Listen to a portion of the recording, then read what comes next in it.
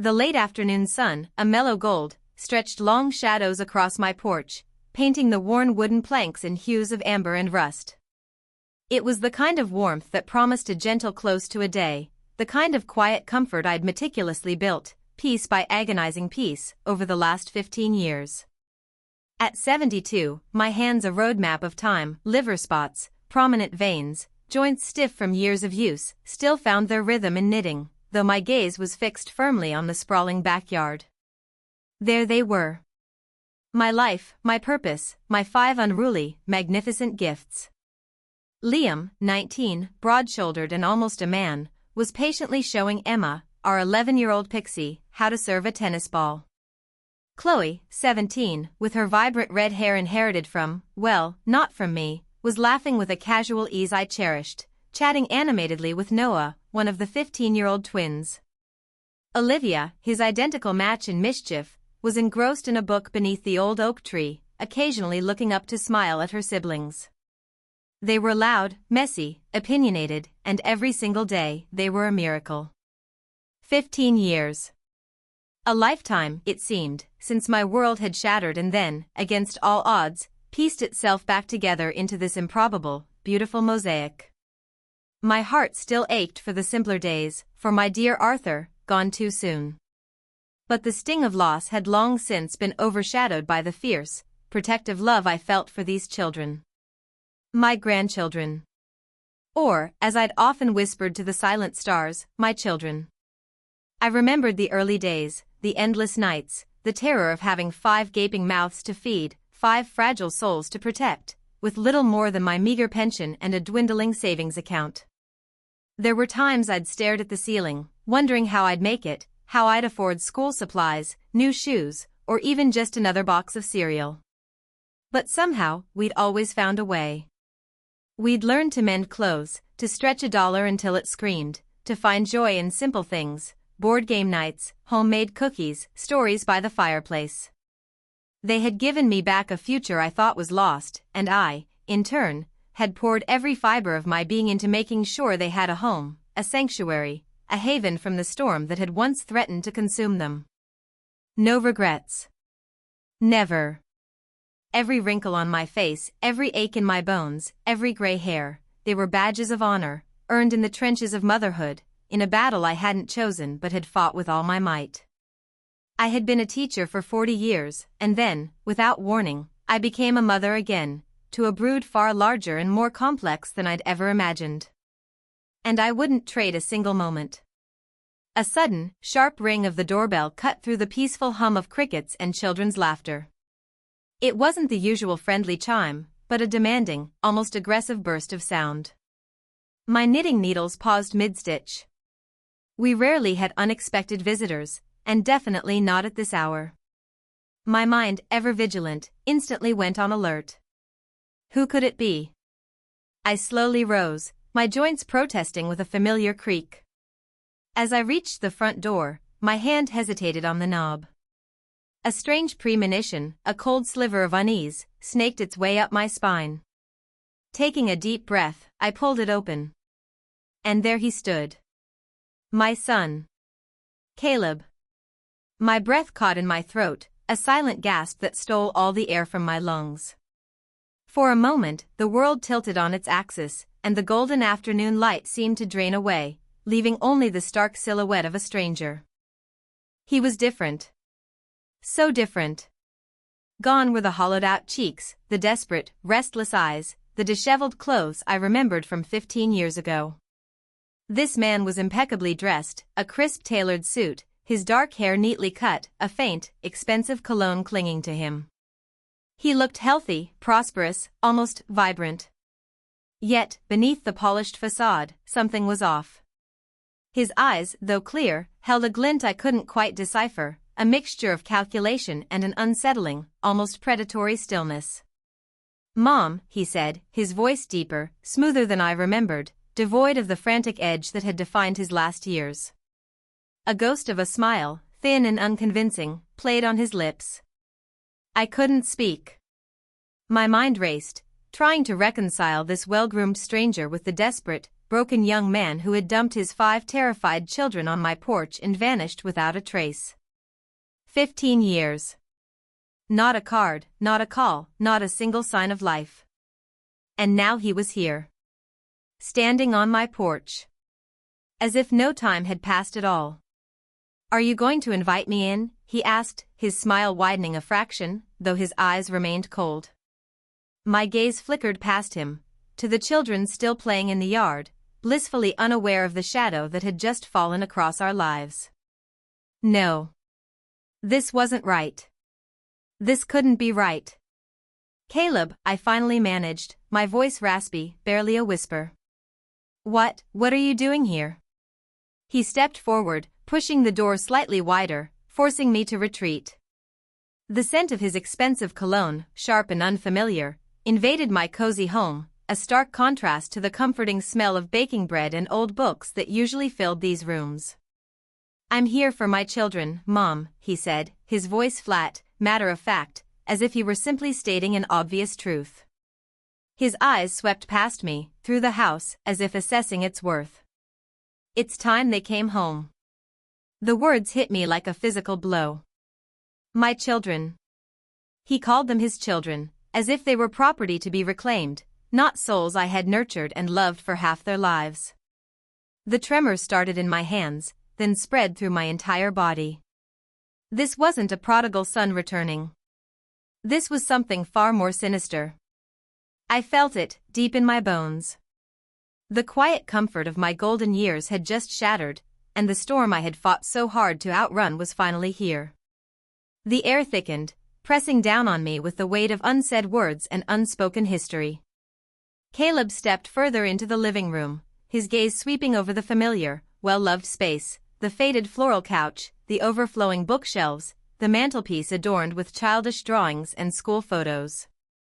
Nothing escaped his unnerving scrutiny. He hadn't been in this house in 15 years, not since that dreadful day. "Home?"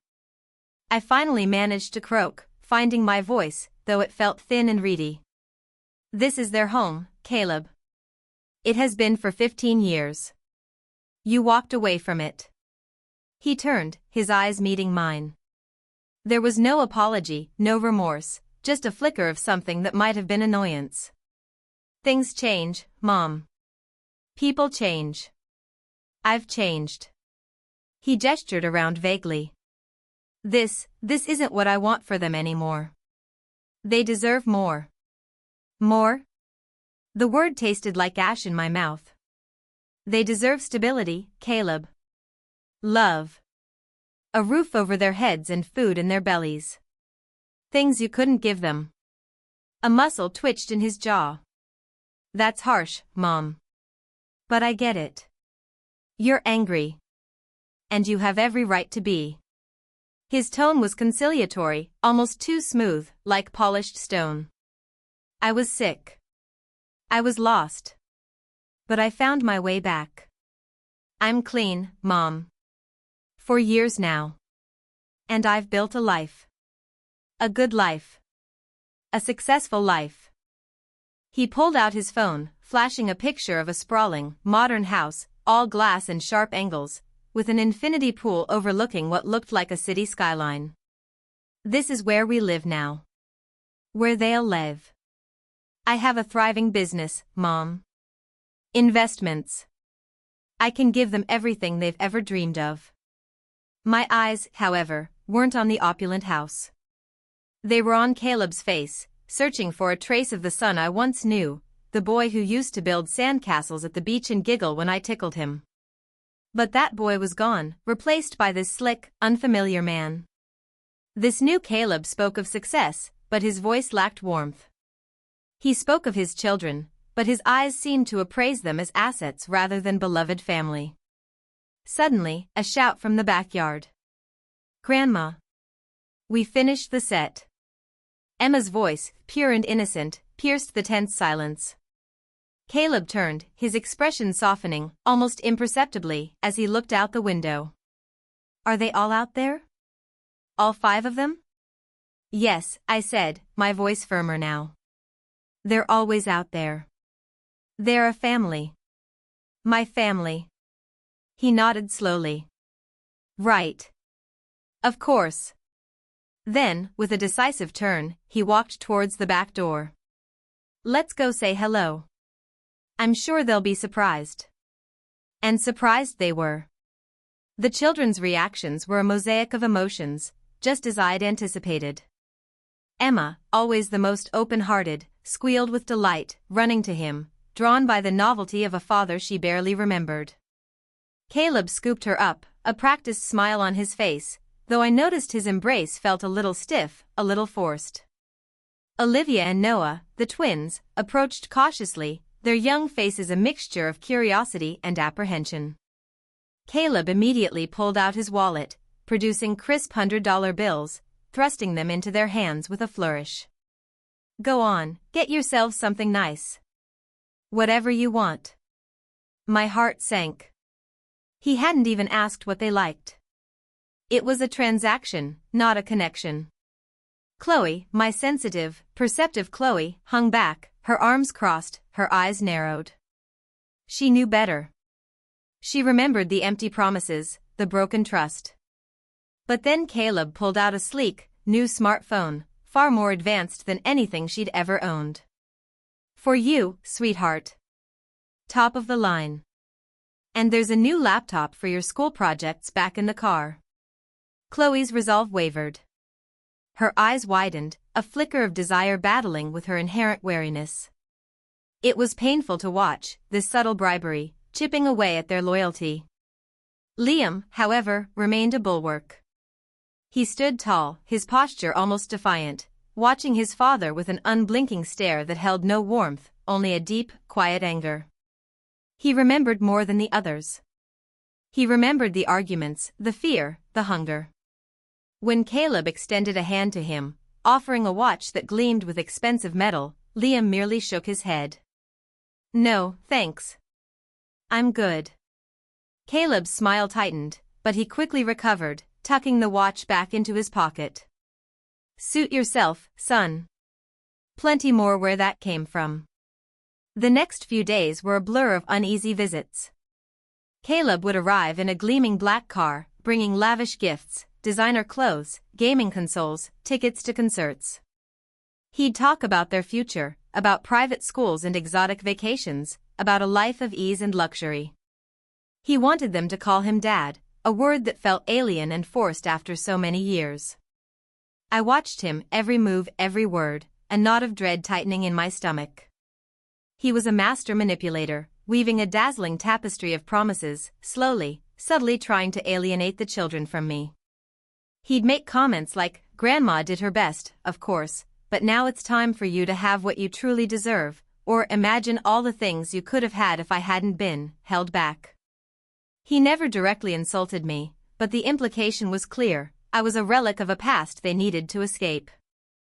Chloe, especially, started to waver. She was at an age where appearances and social status mattered. The allure of a seemingly wealthy, attentive father, promising a glamorous life, was a powerful siren song. She began to spend more time talking to him, listening to his embellished stories. Noah, too, seemed tempted by the material comforts. One evening, after Caleb had left, leaving behind a trail of expensive cologne and simmering tension, he made his offer. He was seated in my worn armchair, acting as if he owned the place, a glass of iced tea I'd made for him untouched on the coaster. Mom, he began, leaning forward, his voice dropping to a confidential tone. Look, I know this is hard for you. But I'm their father. And it's time for them to be with me. In their real home. My knuckles were white where I gripped the arms of my own armchair. They are home, Caleb. With me. Where they belong. But you could be there too, he countered, his lips curving into that unsettling smile. I'm not heartless, Mom. I appreciate what you did. In your own way. You took care of them when I couldn't. So, I want to make sure you're comfortable. I have a guest house on my property. Plenty of room. You could move in with us. Be their grandmother, officially. I'd cover all your expenses. You wouldn't have to worry about a thing. My blood ran cold. He wanted to buy me off. To reduce me to a glorified nanny in my own grandchildren's lives. My help would be a performance, a facade. I saw the trap, clear as day. I would be trapped, silenced, watching him rewrite history, watching him erase my 15 years of struggle and love. No, Caleb, I said, my voice low and steady, though my heart hammered against my ribs. My place is here. With my children. My home is here. He sighed, a theatrical gesture of disappointment. Mom, you're being unreasonable. Think about it. This house, it's old. It's small. They're growing up. They need more space, better schools, opportunities. They have everything they need here, I retorted, my patience wearing thin. Love. Stability. Each other. He leaned back, his gaze narrowing, losing its veneer of pleasantness. You know, Mom, he said, his voice now devoid of any pretense of affection. It's a funny thing, isn't it? How you just took them all those years ago. No official paperwork. No legal custody. Just a good Samaritan, taking advantage of a desperate situation. My breath hitched. My mind flashed back to the chaotic, terrifying days when he'd dropped them off, strung out, frantic, begging me to take them, just for a little while he got his life together. There had been no time for lawyers, no thought for anything but getting those frightened, neglected children safe. I was saving them, Caleb. I hissed, my voice trembling with indignation. Saving them from you and that hellhole you called a home. He shrugged, a dismissive gesture. The law sees things differently, Mom. It sees a grandmother who took advantage. Who prevented a father from contacting his children for 15 years. Who essentially abducted them. The word hung in the air, cold and menacing, like a freshly sharpened blade. Abducted. My own son, using that word against me. A profound chill settled over me, deeper and more pervasive than the late autumn air. This wasn't about him wanting to be a father. This was something else. Something calculated, cruel, and terrifyingly deliberate. My quiet life had just been shattered, and I knew, with a certainty that chilled me to the bone, that the fight for my children had just begun. The weight of Caleb's accusation, abducted, echoed in the silence of my living room long after he had made his dramatic exit. He didn't say goodbye to the children, just swept out the front door, leaving a tangible chill in his wake. I stood there, rooted to the spot, listening to the purr of his expensive car receding down the street, feeling a profound sense of violation. It was as if he hadn't just left the house, but had ripped a gaping hole in the fabric of our peace. That night, sleep was a distant dream. Every creak of the old house, every rustle of the wind outside, seemed to morph into Caleb's sneering face, his chilling words. I tossed and turned, replaying our conversation, dissecting every inflection, every loaded pause. No official paperwork prevented a father from contacting his children, abducted them. The phrases coiled around my mind like venomous snakes. My heart hammered with a desperate urgency. There were things. Not formal legal documents, no. When Caleb had brought the children, he was in a state of advanced addiction, paranoid and incoherent. He'd begged me to take them, pushed them into my arms, eyes wide with a terror that wasn't for his children's welfare, but for his own skin. He had literally dumped them and run, claiming he was in deep trouble, owing money to dangerous people. I hadn't dared call the authorities then, fearing it would only push him further into the abyss, and more importantly, expose the children to the dangers of the system, which might separate them. My only thought was protection, shelter. But I had kept things. Little things. A tattered note he'd scrawled, promising to return when things cooled down. A few reports from Emma's kindergarten teacher, worried about neglect. A social worker's card I'd never used, but held onto just in case. Informal, yes, but they were proof. Proof of his abandonment, proof of my desperate attempts to provide safety. As soon as dawn painted the sky in muted grays, I was out of bed. My limbs felt heavy, my mind a jumble of fear and grim determination. I went straight to the old wooden chest in the attic, where I kept my most treasured memories, and also, the inconvenient truths. Tucked away beneath Arthur's old fishing hat and some yellowed photographs, was a small, locked metal box. Inside, I knew, were the fragments of evidence that told the real story of those terrifying days 15 years ago. My fingers fumbled with the tiny key, my heart thumping a frantic rhythm against my ribs. I turned it, the click echoing loudly in the silent attic. I lifted the lid and stared. The box was largely empty. My breath hitched. The carefully folded note from Caleb was gone. The kindergarten reports, which detailed Emma's malnourishment and chronic ear infections during those days, vanished. Even the business card of the social worker was missing. There was only a single faded photograph of the 5 children, looking small and bewildered, taken shortly after they came to me. A cold, icy dread, far worse than the fear I'd felt moments ago, enveloped me. It wasn't just a threat. It was a calculated move. Caleb hadn't just come to see the children, he'd come to clear the decks. He must have slipped away when I was distracted by the children, or perhaps he'd even distracted me on purpose while rummaging through my things. The audacity, the cruelty of it, made my stomach clench. He had deliberately stripped me of the only unofficial evidence I had. The next few days were shrouded in a thick, oppressive silence that was far more unnerving than any argument. The children, usually so boisterous, sensed the shift. Emma clung to my side, her bright eyes clouded with worry. Olivia and Noah exchanged nervous glances, their laughter muted. Chloe, however, seemed distant, her thoughts a tangled mess of new desires and old loyalties. I saw her sometimes, staring at the expensive smartphone Caleb had given her, a wistful look on her face. Liam, my steady rock, was the most outwardly angry. He watched me with a fierce protectiveness, his young jaw set. "Grandma," he'd said one evening, after the younger ones were asleep. "What did he want? Why is he doing this?"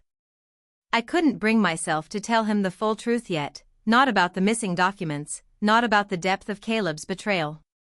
"He wants to take you all away, honey. He wants you to live with him." Liam slammed his fist lightly on the kitchen table. "Over my dead body. He abandoned us. He doesn't get to just waltz back in and take us." His fierce loyalty was a small comfort, a flicker of warmth in the deepening gloom. But I knew his anger, though righteous, couldn't fight a legal battle. The official papers arrived 2 days later. The mailman, a kindly old fellow named Mr. Henderson, handed me a thick envelope, his brow furrowed with concern. "Looks important, Evelyn. Hope everything's all right."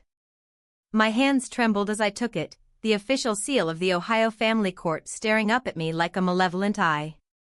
I knew, with a sickening certainty, what was inside. I didn't open it immediately. I placed it on the kitchen counter, as if its contents might somehow evaporate if left undisturbed. But the stark white envelope dominated the room, an ominous presence. It wasn't until after the children were in bed, the house finally quiet save for the hum of the refrigerator, that I gathered my courage. I sat at the kitchen table, the envelope a cold rectangle beneath my fingers. Taking a deep, shuddering breath, I tore it open. The words swam before my eyes, cold, precise legal jargon that sliced through my heart like shards of glass. Petition for sole legal and physical custody. Termination of grandparental rights. And then, in bold, capitalized letters, that monstrous accusation, allegations of child abduction and unlawful detention. My vision blurred. My hands shook so violently the paper rattled. Abduction. He was accusing me, his own mother, of stealing his children. The children he'd abandoned. The children I'd raised from infancy, sacrificing my comfort, my peace, my very identity, to give them a life. The sheer, unadulterated gall of it stole my breath. A wave of nausea washed over me. I felt lightheaded, dizzy, as if the floor had dropped out from beneath me. The world outside my small kitchen, The world I had so carefully nurtured for 15 years was collapsing. This wasn't just a battle for custody. This was a battle for my reputation, my freedom, and the very essence of my love. I stumbled to the living room, my legs like jelly, the papers clutched in my trembling hand. I stared out the window, at the dark, familiar backyard where moments ago my grandchildren had been playing, laughing, living their lives. My children. And now, my own son was trying to rip them away, not just from my arms, but from my heart, from everything we had built. Anger, cold and pure, began to displace the fear. It started as a tiny spark, deep within my chest, then flared into an inferno. I had given up everything for these children. I had fought battles I never thought I'd survive. And I would not stand by and let my own flesh and blood destroy everything I cherished. If Caleb wanted a fight, he would get one. He would find out that this seemingly fragile old woman, whose life had been dedicated to quiet nurturing, was capable of a ferocity he couldn't possibly imagine. The quiet had ended. The war had begun. And I, Evelyn Parker, was ready to fight. The first call I made the next morning, the legal papers still spread accusingly across my kitchen table, was to John Harrison. John was a retired lawyer, a contemporary of Arthur's, a man who had seen more of life's messy dramas than most. He lived just a few towns over, in a house filled with antique books and the lingering scent of pipe tobacco. I hadn't spoken to him in years, not since Arthur's funeral, but he was the only name that came to mind, a beacon in the storm. My voice, when I spoke, was surprisingly steady, though my hand trembled around the receiver. John, it's Evelyn Parker. Arthur's wife. There was a moment of polite surprise, then a warm, Evelyn. My goodness, it's been too long. How are you, dear? Not good, John, I said, and the dam finally broke. The words came tumbling out, raw and painful, a torrent of fear and outrage. I told him about Caleb's sudden appearance, his accusations, the missing documents, the terrifying legal notice. He listened patiently, silently, only occasionally interjecting with a quiet "I see," or when I finished. The line was quiet for a long moment, punctuated only by my ragged breathing. Evelyn, he finally said, his voice grave. This is serious. Very serious. Child abduction is no small charge, even if it's entirely unfounded. But it is unfounded, John. He abandoned them. He pushed them into my arms. I was saving them. My voice cracked with indignation. I believe you, Evelyn, he said gently. But belief and legal proof are two different things. Especially after 15 years. And if he's come back with money, he'll have an expensive lawyer who will paint a very different picture. A picture where you, the grandmother, took advantage of a troubled son and snatched his children away. A cold dread seeped into my bones. So, what do I do? He sighed. I'm retired, Evelyn. My law license is technically still active, but I haven't stepped foot in a courtroom in a decade. I mostly help out with wills and estates these days. My heart sank. A wave of despair washed over me. However, he continued, and my hope flickered back to life, this isn't just about the law, is it? It's about family. And I care about you, Evelyn. And Arthur would have wanted me to help. Tell you what. Come to my office tomorrow morning. Bring those papers. We'll talk. See what we're up against. A fragile sense of relief settled over me. At least I wasn't alone. The next morning, I drove to John's office, a small, unassuming space above a bakery in the heart of town. The scent of fresh bread usually brought a smile to my face, but today, I barely noticed it. John, with his spectacles perched on his nose and his kind, weathered face, looked exactly as I remembered him. He offered me a cup of tea, and then, with a serious expression, began to pore over the documents I'd brought. This lawyer Caleb hired, he said, tapping a finger on the paper. Arthur Vance. High-powered. Aggressive. Known for taking on cases with unconventional clients. He's expensive. That tells me Caleb has significant resources. Or someone else does. Someone else? I asked, my brow furrowed. Sometimes, Evelyn, these things aren't just about a son wanting his children back. Sometimes, there are other motives. Money, leverage, who knows? He looked up at me, his eyes full of concern. We're in for a fight, Evelyn. A real one. He explained the complexities. Without official custody papers, my position was legally precarious. The fact that Caleb had disappeared and only reappeared after 15 years could be interpreted as an abandonment, but his lawyer would argue that he was simply unable to make contact due to his addiction, or was being held against his will, or any number of creative falsehoods. The missing documents were a huge blow. We need witnesses, Evelyn, John said. Anyone who remembers Caleb and Melissa's state 15 years ago. Anyone who saw him give you the children. Anyone who can corroborate the chaotic environment they were living in. My mind immediately went to Mrs. Henderson, my old neighbor, who had often seen the neglected state of the children. But Mrs. Henderson had passed away 5 years ago.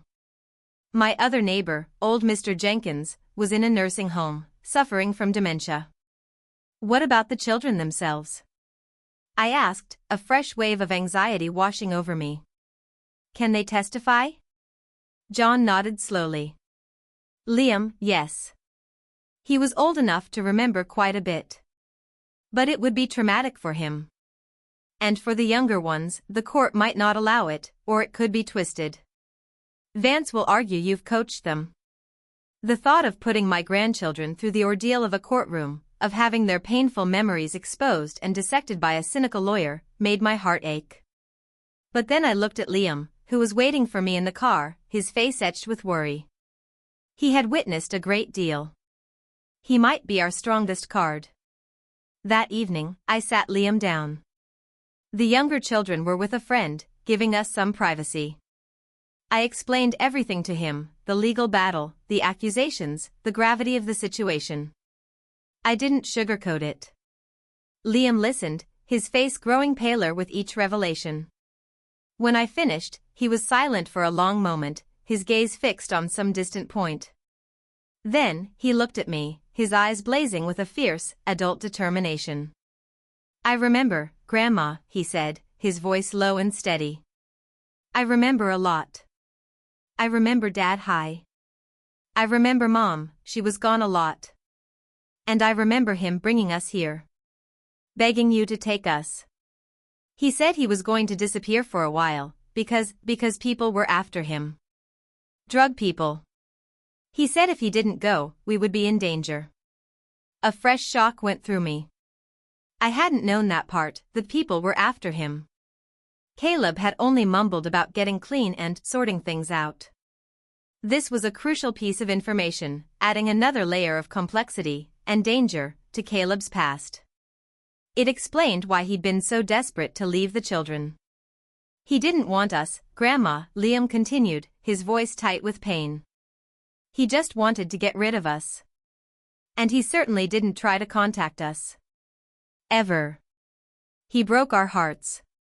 He broke your heart. I'll tell the judge everything. His resolve, though comforting, also filled me with a deep unease. This was too much for a 19-year-old. But I knew, instinctively, that Liam would be vital. He was the bridge to the past.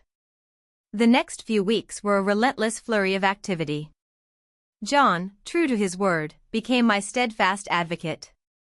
He navigated the murky waters of legal bureaucracy, filing motions, preparing responses, and attempting to find any official records of Caleb's disappearance or Melissa's, his wife, the children's mother, whereabouts. But Caleb and his lawyer, Vance, were formidable. They painted a picture of a rehabilitated father, a successful businessman, who had overcome his struggles and was now simply trying to reconnect with his children, who had been unlawfully withheld from him by an overzealous and emotionally unstable grandmother. They even implied that Melissa, the children's mother, had been deliberately alienated from the children by me, and that I might know where she was, or what had happened to her.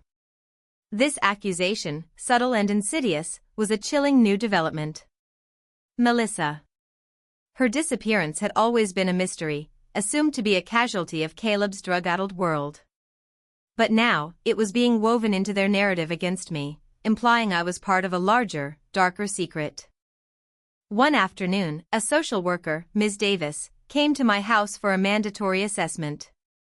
She was professional, polite, but her questions were intrusive, probing every corner of my life, every detail of the children's upbringing.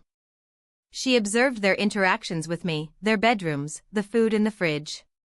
I felt like I was constantly under a microscope, my love and dedication being dissected and judged. Later, Ms. Davis interviewed each of the children privately. Emma was confused and tearful. Olivia and Noah were quiet, guarded. Chloe, however, surprised me. She seemed to struggle, torn between the lavish promises of her father and the deep, unwavering love of her grandmother. She spoke carefully, weighing her words, revealing her internal conflict. But it was Liam who spoke with clarity and conviction. He recounted, to Ms. Davis, the same chilling details he'd told me, about Caleb's desperate state, the threats he'd mentioned, the fear that had gripped their family before their abandonment. He made it clear that I was their mother, their rock, their safe haven. Yet, despite Liam's powerful testimony, the situation remained precarious. John kept reiterating the same point: without tangible, official proof from 15 years ago, our case was weak. Caleb was presenting a polished, successful image, while I was an old woman with a story, and a powerful, deeply personal motive. As the court date drew closer, the tension in our home became unbearable. The children were quieter, their youthful exuberance replaced by a constant hum of anxiety. My own sleep was ravaged by nightmares, replaying the day Caleb had returned, then the day I'd found the empty box. He was always one step ahead. One evening, staring at the faded photo of the children, the only remaining piece of tangible evidence from that empty box, a thought struck me. Caleb had taken the documents, the letters, the kindergarten reports. But he hadn't taken this photo. Why? And what if there was something in this picture, or from that time, that I hadn't yet seen? Something that could break through his carefully constructed lies? My gaze focused on the background of the old photo, a blurry corner of the dilapidated apartment building where Caleb and Melissa had lived. A faint, almost imperceptible detail caught my eye. A small, dark smudge on the wall. It looked like a symbol, or perhaps, a number. My heart pounded. It was a long shot. But I had nothing else. I had to go back. Back to the place where it all began. Back into the darkness I had fought so hard to leave behind. The old apartment building stood like a decaying monument to forgotten lives. It was in the seediest part of town, a neighborhood where the paint peeled from the walls, windows were often boarded up, and the air hung heavy with the smell of stale beer and desperation. 15 years ago, it had been a place of chaos and fear for my grandchildren. Now, it was a ghost of a memory, a place I had deliberately purged from my mind. But the photograph, that tiny, seemingly insignificant detail, gnawed at me. I decided to go alone. John had discouraged it. Evelyn, it's not safe. That part of town, it's still rough. And what do you expect to find after all this time? But his practical concerns couldn't outweigh the gnawing feeling that I was missing something vital, something only my own eyes could see. My old sedan rumbled slowly down the street, its engine protesting the uneven asphalt. Every boarded-up window, every graffiti-scarred wall, seemed to whisper tales of neglect and despair. I felt a visceral chill, a deep-seated revulsion at being back in this environment. This was the world Caleb had chosen, the world he had dragged his children into. I found the building easily enough. It was even more dilapidated than I remembered, the once fading brick now crumbling, the front door hanging precariously on a single hinge. The broken windows stared out like vacant eyes. My heart hammered against my ribs, a mixture of fear and a grim determination. The air inside was cold and stagnant, thick with the scent of mold and decay. Broken glass crunched under my sensible shoes as I stepped into the dimly lit hallway. The walls were scarred, peeling, and spray-painted with crude symbols. This place held no warmth, no comfort. It was a tomb of forgotten hopes. I remembered their apartment. It was on the second floor, down a short, narrow corridor. My footsteps echoed eerily as I made my way towards it, my hand clenching the strap of my purse, where I'd tucked away the faded photograph. Each step was a step back in time, forcing me to relive the terror and despair I'd felt walking these halls all those years ago. The door to what had been their apartment was gone, ripped off its hinges, leaving a gaping maw of darkness. I peered inside. The apartment was stripped bare, of course. No furniture, no personal effects.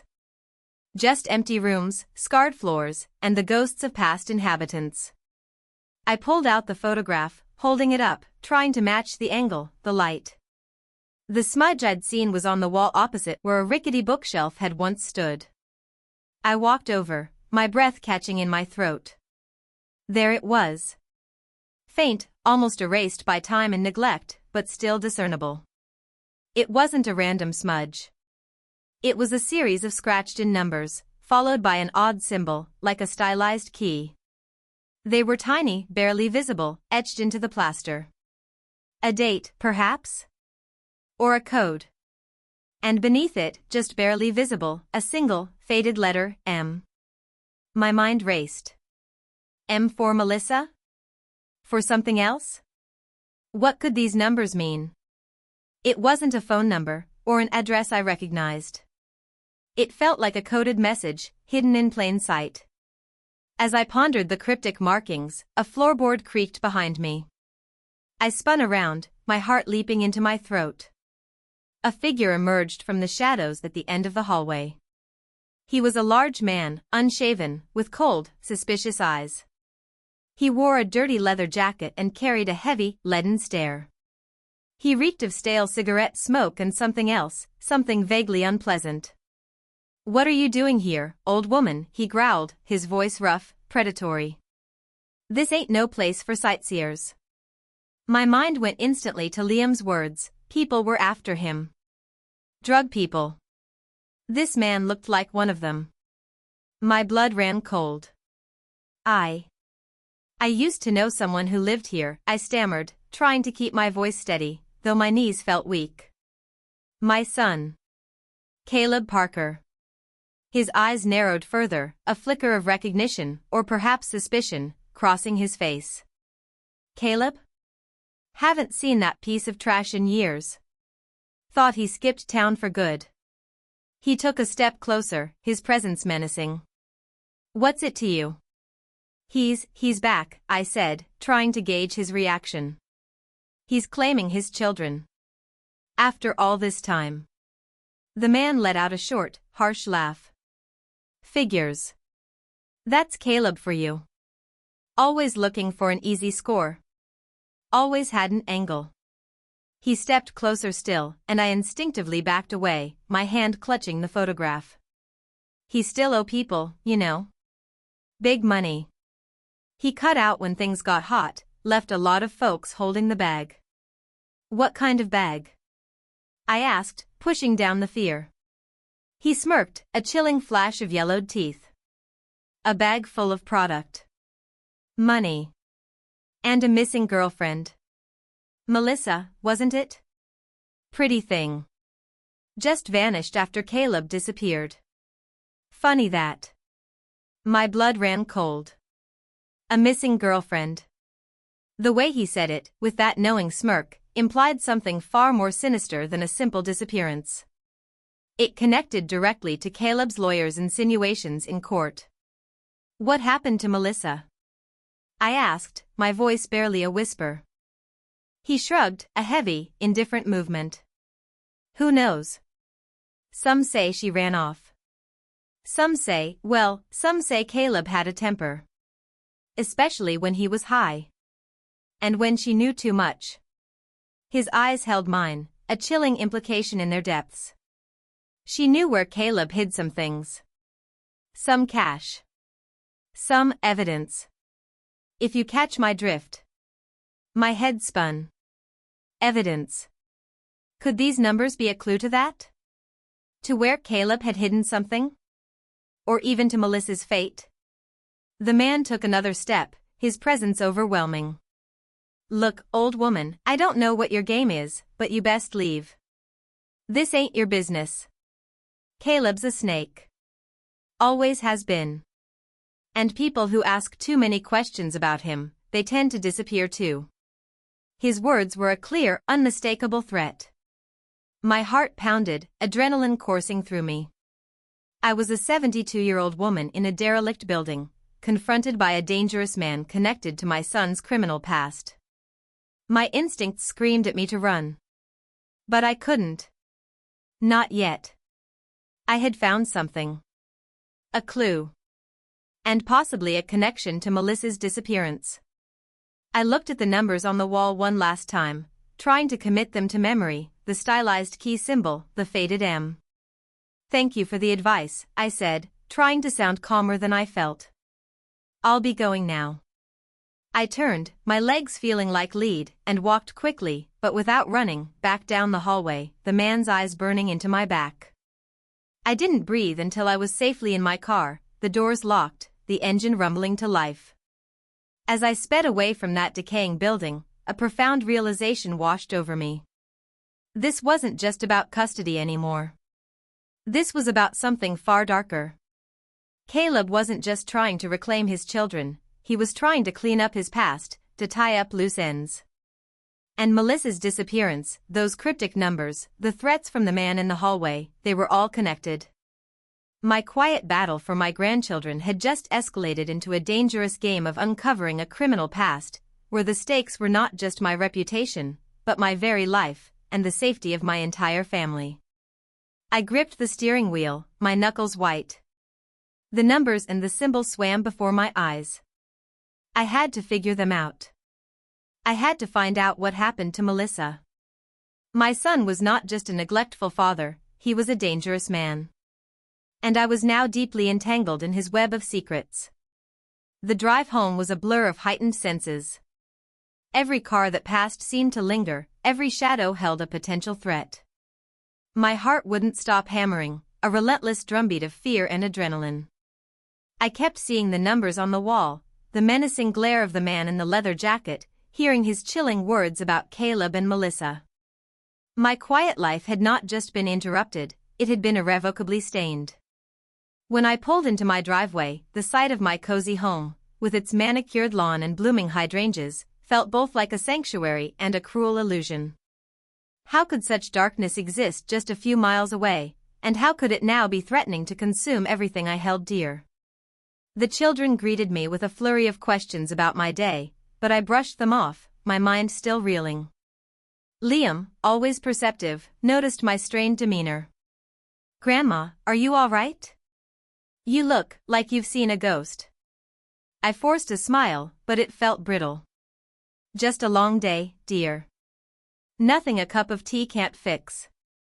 But it wasn't tea I needed, it was answers. As soon as the children were settled, I called John. I recounted my terrifying visit to the old apartment, the man I'd encountered, his chilling insinuations about Melissa and Caleb's criminal past. I described the numbers and the stylized key symbol I'd found on the wall. John listened, his voice growing increasingly grim. "Evelyn, you put yourself in serious danger. You must not go back there. Not ever.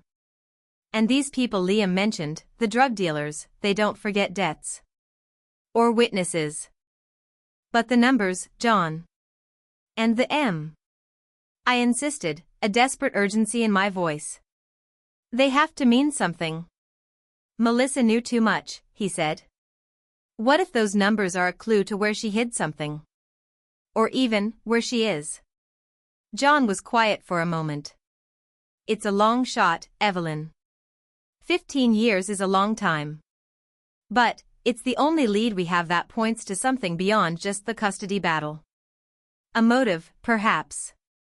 If Caleb is tied up in serious criminal activity, and the children are somehow part of his scheme, that could be our leverage." "What do you mean, leverage?" If we can prove Caleb is a danger to the children involved in criminal enterprises, not only would he lose custody, but his entire case against you for abduction would crumble. It would show his true colors. And if we can find Melissa, or what happened to her, that could expose him completely. He promised to look into the numbers, to use his old contacts in law enforcement, though he warned me that after so many years, it would be like searching for a needle in a haystack. The next few days were agonizing. I tried to maintain a semblance of normalcy for the children, but the shadow of the upcoming court hearing, and the new, terrifying layer of Caleb's criminal past, hung heavy over our heads. Chloe continued to be pulled in two directions, sometimes looking wistfully at her expensive gifts, sometimes catching my eye with a flicker of doubt. Olivia and Noah were scared, withdrawing into themselves. Emma had stopped asking about her father entirely, her little face often creased with worry. Liam, however, grew only more resolute, his loyalty unwavering. "Grandma," he said one morning, finding me staring blankly at the breakfast cereal. "I've been thinking about what you said. About Dad owing people money. And about Melissa." My gaze snapped to his. "What about it, honey?" "Well, I remember some things," he said, picking at a loose thread on his jeans. "Not clearly. I was so young. But I remember Dad having these really strange fights with Mom before they both left. He was always yelling about the package and the drop. And I remember Mom, sometimes, she'd hide things. In weird places." My heart thumped. "What kind of things? And where?" He shook his head. "I don't know, Grandma. Just little boxes. And I remember her saying something once about the safe place. But I thought she meant my stuffed animal drawer or something." "A safe place," I repeated, the words echoing in my mind. "Did she ever mention a specific location? Or a person?" Liam furrowed his brow, concentrating hard. "She had a friend. Auntie B. She used to come over sometimes, before everything got really bad. She was nice. Always brought us cookies. B." The name was vaguely familiar. Melissa had mentioned a childhood friend, a seamstress, who had moved to a neighboring town. Could she still be there? Could she know something? It was a slim chance, but it was a chance. I relayed this new lead to John. He was cautiously optimistic. A childhood friend might have seen something, heard something, or even been a confidant. It's worth pursuing. He gave me the address of a small tailor shop in Willow Creek, the town Melissa's friend had supposedly moved to. This time, I didn't go alone. Liam insisted on coming with me. He felt it was his responsibility, that his memories might be the key. I reluctantly agreed. His presence was comforting, a reminder of what I was fighting for. Willow Creek was a quaint, quiet town, a stark contrast to the grimy streets I'd visited days before. The tailor shop was nestled between a bustling diner and a cozy antique store. A bell chimed cheerfully as we entered.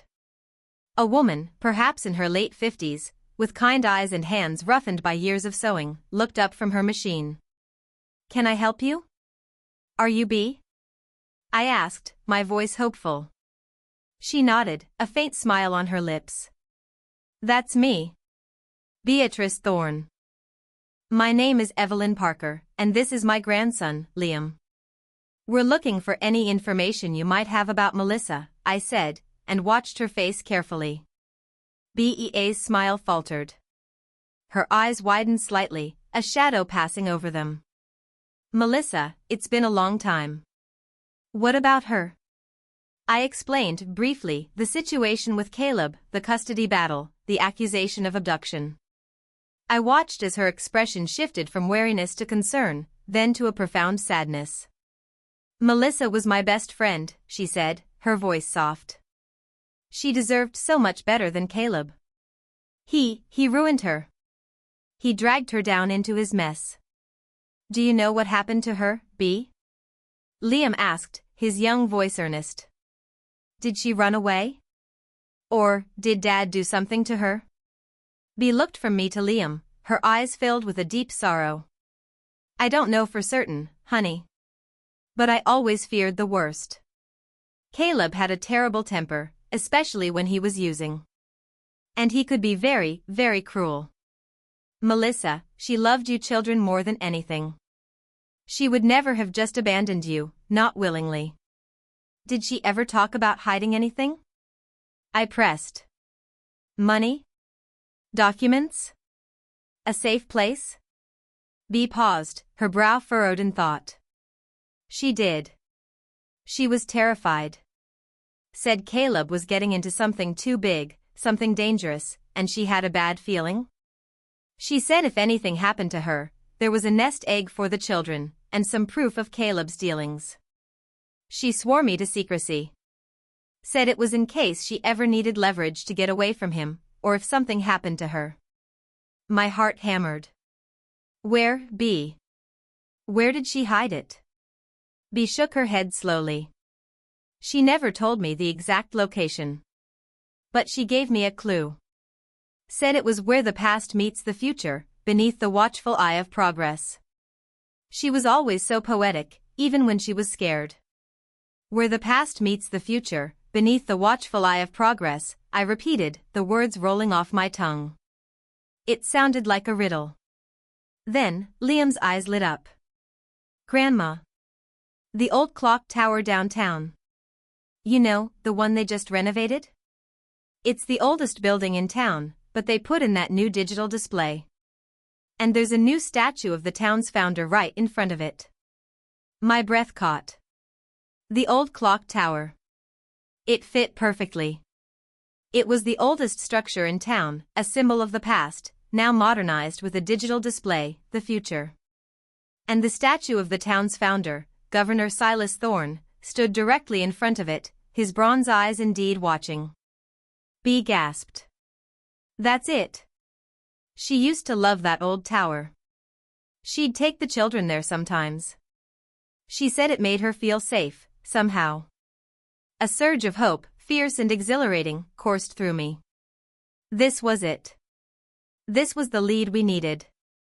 The numbers on the wall, the M, Melissa's words, Liam's memory, Bea's clue, they were all converging. We thanked Bea profusely, promising to keep her updated. As we left the tailor shop, a new sense of purpose invigorated me. This wasn't just a quest for justice, it was a race against time. If Caleb truly was involved in dangerous criminal activity, and if Melissa had indeed hidden something that could expose him, then the stakes had just been raised beyond anything I could have imagined. I had to find that nest egg and that proof before Caleb's carefully constructed lies destroyed everything. My hands clenched the steering wheel, my gaze fixed ahead. The old woman, once content in her quiet life, was now a detective, a protector, an unlikely warrior in a battle against a dangerous foe. And this time, I wasn't just fighting for my grandchildren, I was fighting for Melissa's memory, and for the truth that had been buried for far too long.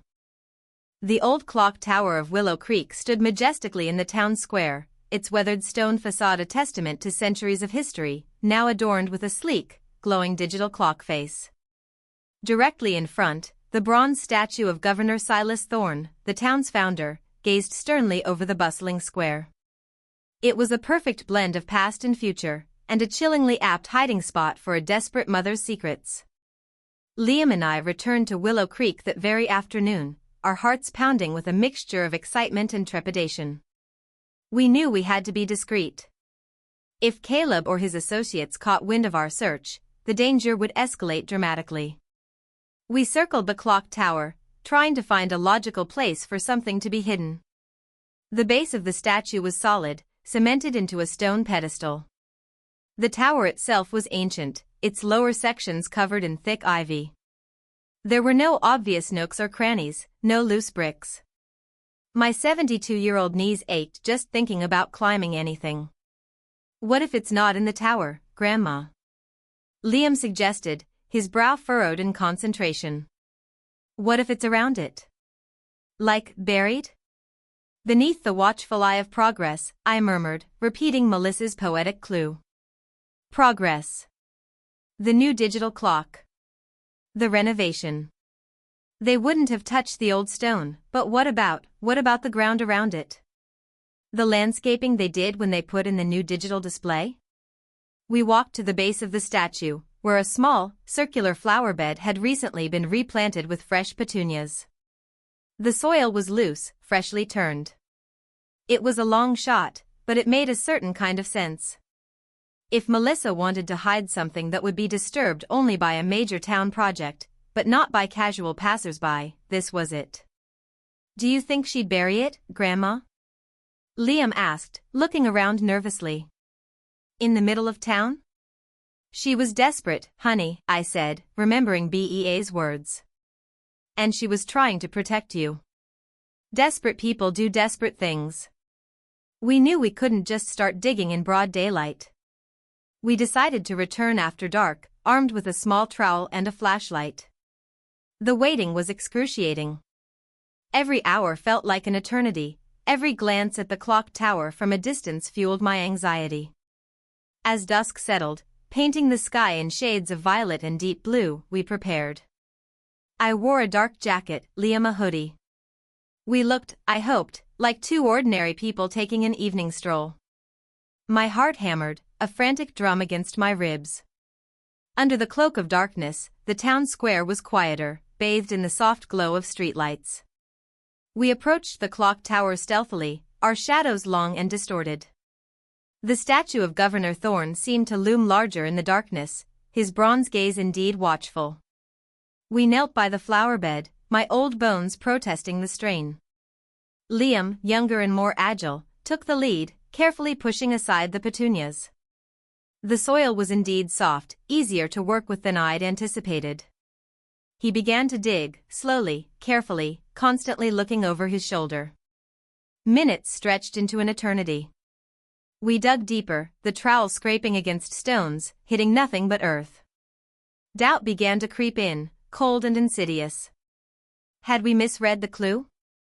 Was this all a wild goose chase, leading us further into danger for nothing? Then, a dull thud. Liam froze. "Grandma," he whispered, his voice laced with excitement and fear. "I hit something." He continued to dig with renewed vigor, clearing away the soil. A dark, rectangular object began to emerge from the earth. It was a small, rusted metal box, about the size of a shoebox, encrusted with 15 years of dirt. My hands trembled as I reached for it, pulling it free from its earthy prison. It was heavy, surprisingly so. A lock, rusted solid, was embedded in its lid. "We need to get out of here," Liam urged, his eyes wide, scanning the deserted square. We hurried back to the car, our precious find hidden in a canvas bag. The drive home was silent, filled with a breathless anticipation. Once we were safely back in my kitchen, curtains drawn, we placed the box on the table. "Now what?" Liam asked, his voice hushed. "This lock is too old, too rusted," I said, examining it. "We'll need something to pry it open. Or a locksmith." A locksmith was out of the question, it would draw too much attention. I remembered Arthur's old toolkit in the garage. He always had a variety of tools for every conceivable problem. I rummaged through it, finally finding a sturdy screwdriver and a small hammer. With a deep breath, I set to work. The lock was stubborn, resisting my efforts. Liam watched, his face a mixture of hope and anxiety. I hammered, I pried, my hands aching, until finally, with a groan of tortured metal, the rusted clasp broke. The lid creaked open. Inside, nestled in what looked like faded, water-stained plastic wrap, were several items. My heart pounded as I carefully pulled them out. First, a stack of crisp $100 bills, bundled together with a rubber band. It was a substantial amount, perhaps $10,000. Melissa's nest egg. Next, a small, worn leather-bound journal. Its pages were delicate, yellowed. I opened it, my eyes scanning the familiar, elegant handwriting, Melissa's. It was a diary, filled with her fears, her desperation, her love for her children. And, more importantly, her detailed observations of Caleb's escalating criminal activities. She wrote about the names of the men he dealt with, the locations of their drug drops, the coded language they used. She meticulously documented his involvement in a sophisticated drug ring, even mentioning the notorious Black Vipers gang that operated in the region. She specifically named the man I had encountered in the apartment building, a brute named Snake, as one of Caleb's enforcers. This was raw, undeniable proof. But then, my gaze fell on the final item. Tucked beneath the journal, carefully wrapped in a sealed plastic bag, was a single, tarnished silver locket. It was a simple, oval locket, one I vaguely remembered Melissa wearing. I unclasped it, my fingers trembling. Inside, on one side, was a tiny, faded photo of Liam as a baby. And on the other side was a lock of dark, silky hair. And a small, perfectly preserved human finger bone. My breath hitched. My blood ran cold, turning to ice in my veins. My hands shook so violently the locket clattered against the table. A silent scream ripped through me. This wasn't a nest egg. This wasn't just proof of drug dealing. This was proof of murder. Or at the very least, a horrifying, undeniable act of violence. The finger bone. It could only be one thing. Melissa's. Liam, who had been peering over my shoulder, saw it too. His face went ashen. He gasped, a guttural sound of pure horror. "Grandma, what is that?" I couldn't speak. The implications crashed over me like a tidal wave. Caleb hadn't just abandoned Melissa. He had done something far more unspeakable. And he had hidden the ultimate, most damning piece of evidence in the very place he thought no one would ever look. The stylized key symbol on the wall of the old apartment building. It wasn't a code for a location. It was a key to a hidden secret, a secret buried beneath the clock tower. The world tilted again, but this time, it was a plunge into an abyss. My son, the father of these beautiful children, was a killer.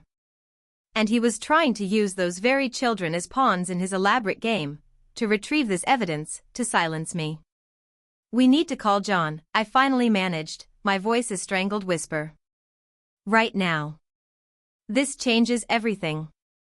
The terror was immense, but so was a cold, fierce resolve. Caleb had crossed a line no human being should ever cross.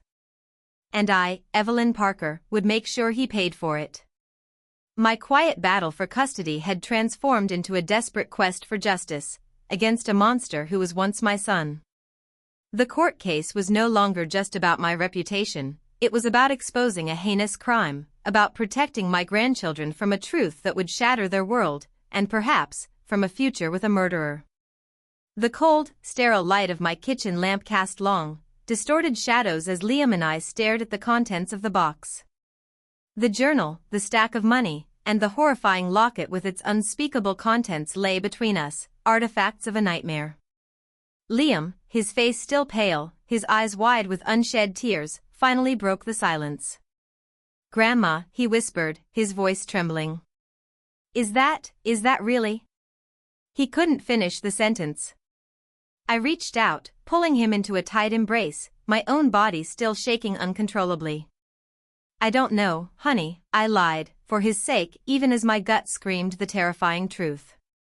"But we need to find out. And we need to be very, very careful." My hands were still unsteady, but I forced them to dial John's number. It was late, past midnight, but I knew he would answer. He had to. This wasn't something that could wait until morning. "Evelyn? Is everything all right?" John's voice, thick with sleep, was instantly alert. "No, John. Nothing is all right. We found it. We found the box." My voice was a choked whisper, laced with a horror I couldn't conceal. "The box?" "From the clock tower," he asked, his voice growing sharper. "What's inside? Money? Documents?" "More than that, John."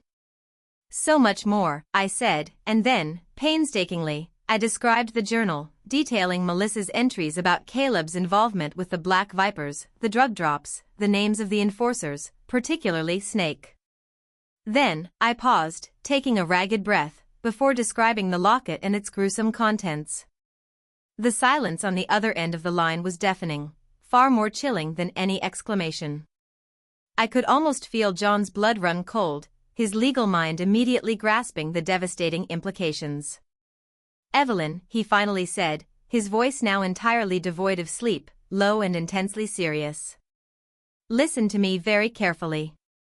Do not touch anything else in that locket. Do not let anyone see it. Put everything back in that box. And seal it. Put it in the safest place you have. Do you understand?" "Yes," I managed, my voice thin. "This changes everything. Everything we thought this case was about. This isn't just a custody dispute anymore, Evelyn. This is a criminal investigation. A murder investigation." His voice was grave, laden with the weight of the words. "And the person you found in that apartment, if what Liam remembers about drug dealers is true, and Melissa's journal corroborates it, then you are in serious danger. Caleb is in deeper than we ever imagined. And if he suspects for a second that you found this, he'll stop at nothing." A fresh wave of terror washed over me, but it was quickly overshadowed by a hardening resolve. My son was not just a neglectful parent, he was a monster. The man who had once been my little boy, who had learned to ride his bicycle in this very yard, was capable of unspeakable cruelty. The last vestiges of a mother's hope, that he might yet be redeemed, had just been brutally extinguished.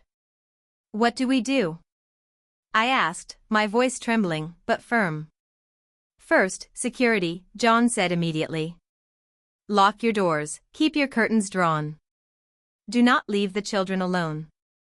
Do not talk to anyone about this. I'm coming over first thing in the morning, before dawn.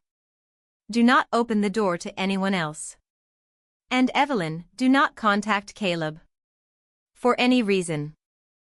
I hung up, my hand still gripping the phone. Liam was watching me, his eyes wide, clearly understanding the gravity of John's words. I looked at the box on the table, at the silent, damning evidence it held. My son. My own flesh and blood. A murderer.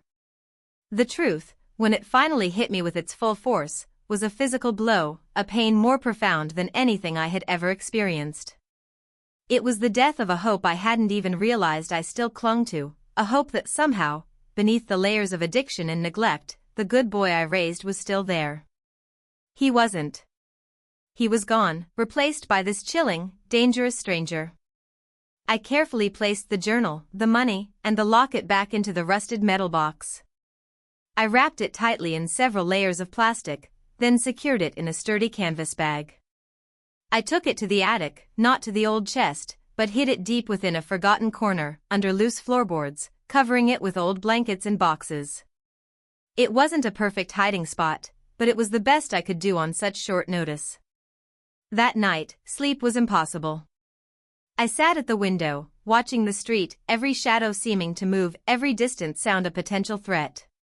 My mind was a whirlwind of memories, splicing together images of Caleb as a child with the cold, calculating man who now accused me of abduction. How could the same person be capable of such extremes? The children, innocent and oblivious in their beds, were my only anchor. I would protect them. No matter the cost. John arrived just as the first sliver of dawn painted the sky. He was accompanied by a stern-faced man I didn't recognize. "Evelyn, this is Detective Miller," John said, his voice low. "He's a trusted colleague, a good man. I've given him the bare bones of the situation, enough to get him here." Detective Miller nodded, his gaze professional and piercing. "Mrs. Parker. Mr. Harrison tells me you may have evidence pertaining to a cold case, possibly a homicide." I led them to the attic, retrieved the canvas bag, and carefully presented the rusted metal box. John handed him a pair of gloves, and the detective, with meticulous care, opened the box, his expression remaining impassive until he saw the locket. His eyes, however, widened almost imperceptibly as he carefully lifted the small bone from its plastic enclosure. He then opened the journal, his brow furrowing as he scanned Melissa's frantic entries. "This is significant, Mrs. Parker," Detective Miller said, his voice quiet, serious. "Extremely significant. We need to secure this evidence immediately. And we need to talk. At the precinct. Without alerting anyone." The next few hours were a blur of questions, carefully phrased and patiently answered. I recounted the full story, from Caleb's original abandonment, the discovery of the numbers on the wall, Liam's invaluable memories, BEA's clue, and finally, the excavation of the box. Detective Miller was particularly interested in the Black Vipers mention and the name Snake. He confirmed that the Black Vipers were a dangerous, active drug gang known for their brutality. "The bone will need forensic analysis, of course," Detective Miller explained. "To confirm it's human, and if possible, to get DNA. But the journal itself, Mrs. Parker, is a powerful piece of evidence. It paints a very clear picture of Caleb Parker's involvement in organized crime, and Melissa's fear for her life." He looked at me, his gaze softening slightly. "You've been incredibly brave, Mrs. Parker. This is not just about a custody battle anymore. This is about bringing a dangerous criminal to justice. And you and your grandchildren are now integral to that." John then laid out a new strategy. The custody hearing was still on, but it was now a tactical maneuver. We wouldn't reveal all our cards immediately. We would use the existence of the journal and the new criminal investigation as a means to discredit Caleb, to show him as an unfit and dangerous parent, long before the full weight of the murder investigation came down on him. This would allow us to protect the children, to secure their custody with me, while the police built their criminal case. We'll argue that Caleb's sudden return is not out of paternal love, but out of a desperate attempt to retrieve this evidence, or to silence anyone who might expose him, John explained. The custody hearing becomes a smokescreen for his true motives. The realization hit me again, hard. Caleb hadn't returned for his children. He had returned for his secrets. And my grandchildren, unknowingly, were caught in the crossfire of his desperate attempt to cover his tracks. Leaving the police station, I felt a strange mix of profound relief and bone-deep weariness. The evidence was safe. The police were involved. But the battle was far from over. In fact, it had just begun, shifting from a personal struggle for family to a dangerous dance with justice, where the stakes were life and death. I knew, with chilling certainty, that Caleb would not give up easily. He would fight. He would threaten. He would manipulate. But I also knew, with an unshakable resolve, that he had underestimated me. He had forgotten the strength that lay beneath the surface of this quiet grandmother. He had woken a sleeping lion, and I would fight for my pride, for my children, for Melissa, with every last breath. The court date loomed, no longer a day of dread, but a day of reckoning. The days leading up to the court hearing were a tightrope walk over a gaping chasm.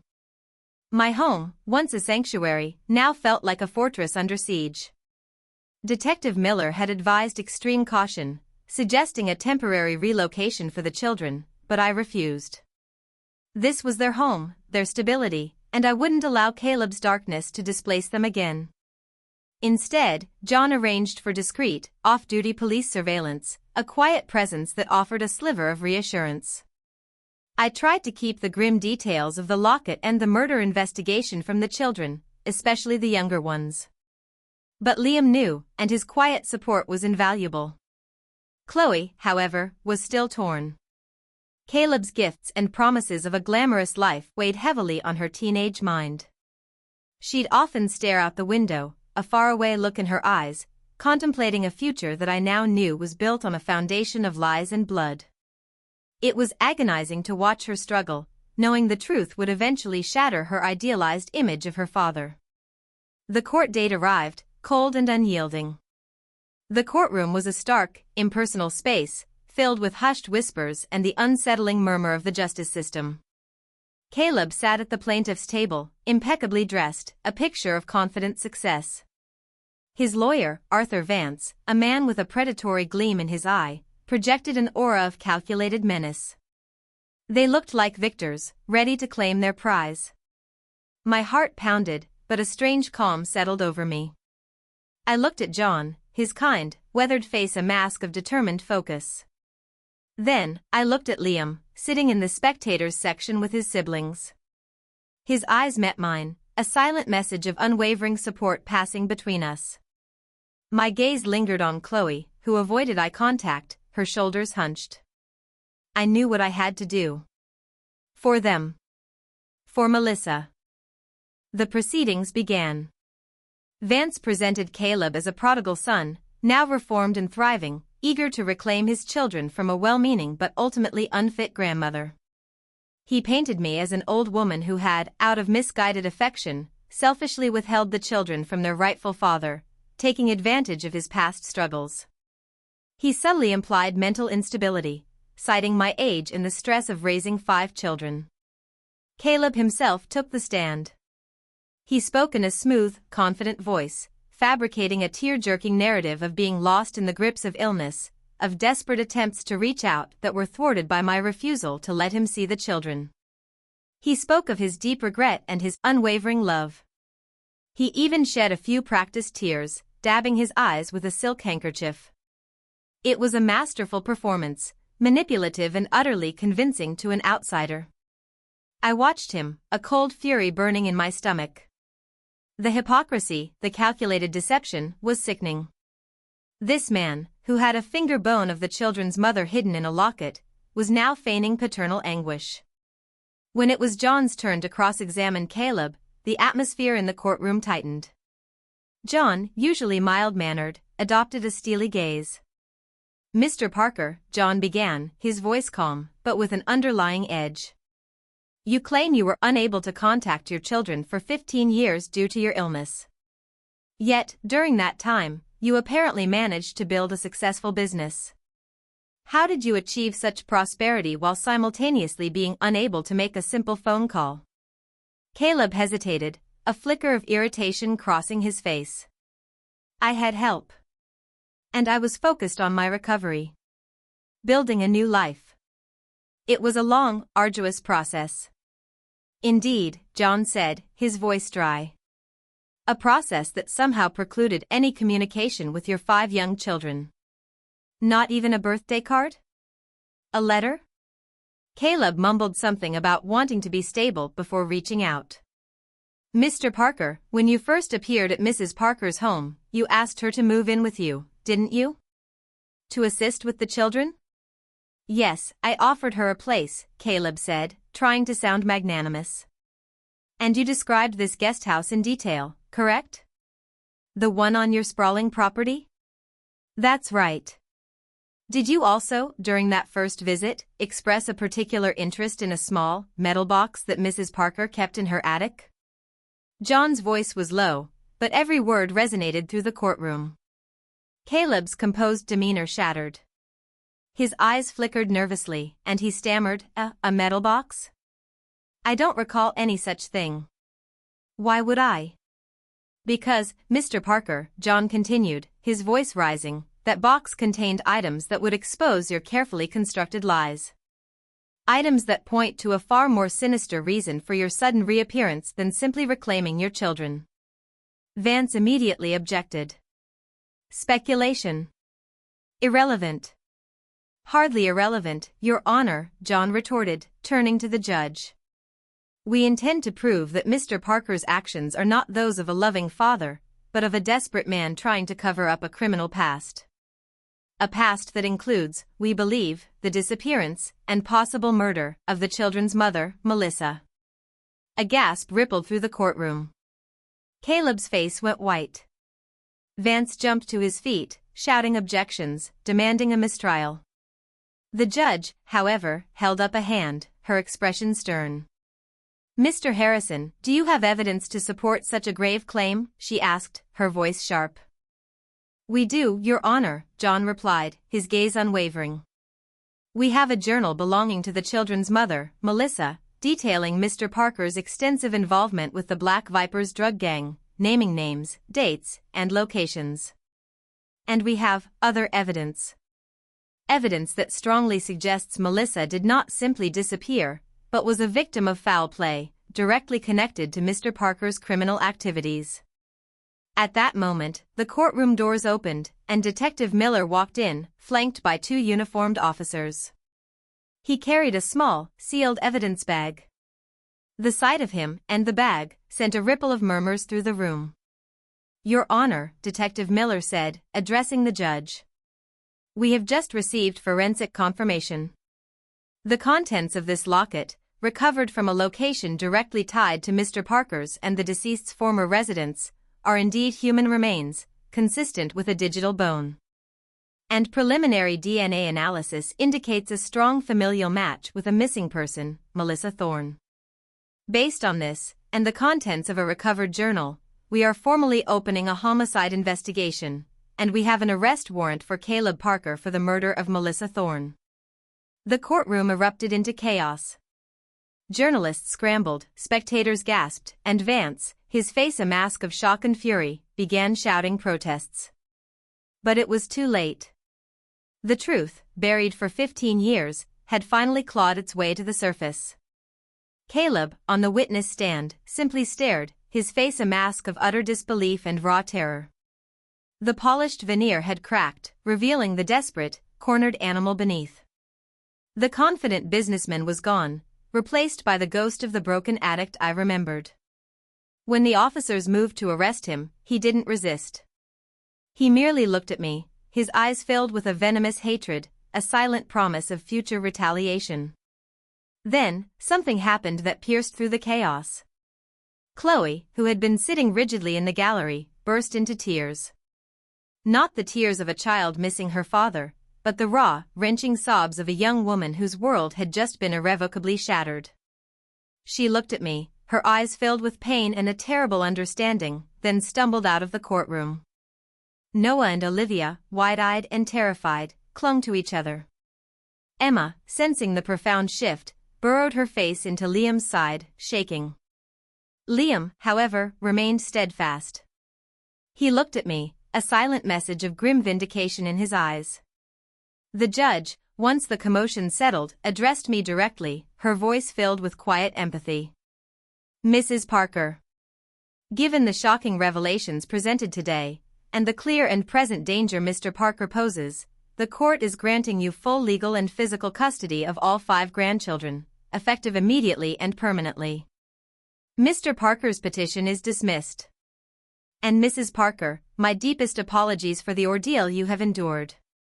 A wave of profound relief, so intense it almost buckled my knees, washed over me. It was done. The children were safe. I was vindicated. But the victory felt bittersweet, tinged with the unbearable sorrow of knowing my son was a murderer, and the devastating impact this truth would have on my grandchildren. As I left the courtroom, navigating the throng of reporters and flashing cameras, I saw Chloe. She was sitting on a bench outside, head in her hands, still sobbing.